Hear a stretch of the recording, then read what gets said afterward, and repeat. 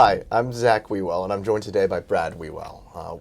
We're talking about blended families today, and we got a lot of fun stuff to talk about, a lot of issues to talk about. But I guess first, Brad, could you define what is a blended family?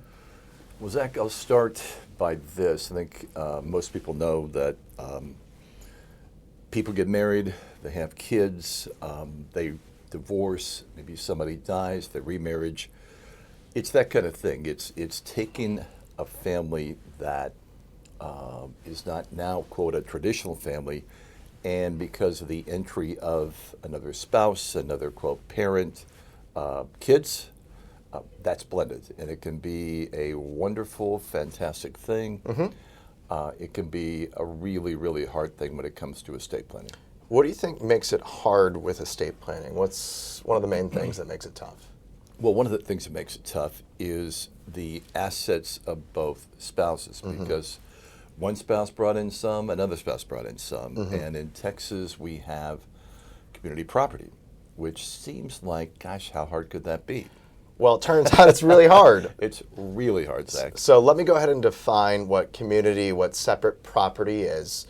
So community property is all property acquired during a marriage. So if I'm married and I buy a house, I get a salary, that's community property. Could I amend that? Sure. While you're living in a community property state. Correct. Texas is a community property state. Not every state is this. Most states actually aren't.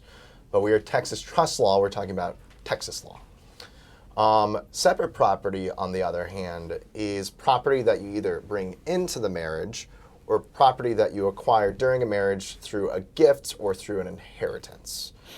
What's the issue with bringing separate property, though, into a marriage, Brad? You know, Texas is a fantastic place. We have excellent laws on many, many things, not so much this. When you bring separate property, again, what Zach mentioned, property you bring into the marriage, property you inherit, property you're gifted by somebody, that is your separate property. And most people think, well, gosh, I'll just take my separate property because I want to keep it separate from my spouse. And Sure. They're going to keep theirs separate too. We're going to just have two big piles we'll draw off as we need it. And I'd go to the, I don't know what, financial advisor, open an account, Brad Wiewel, separate property. Great. It grows, it changes. That's still my separate property, right? Not so much. Not so much. Many states, there are only 8 community property states. In about, I think, 5 of them, the rule is income off my separate property is my separate property. So dividends, interest. Rental income. That's exactly right. Mine still stays separate. If my estate grows, so my stock portfolio in Dell grows from $1,000 to $1 million, all that growth stays separate. But any income off of anything is community property, and now we have a problem of commingling. So commingling is basically you get that growth, that rental income, or that a dividend that's coming out.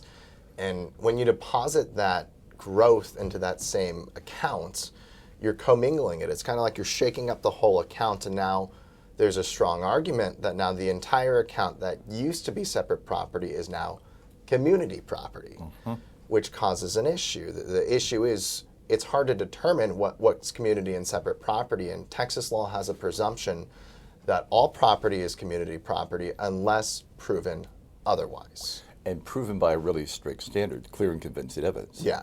So it's a hard standard. So the problem is that people get married, and second marriages, third marriages, whatever.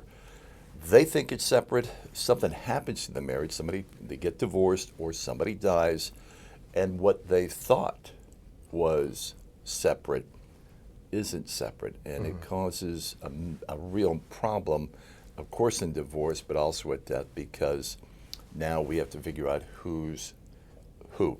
Okay, so it's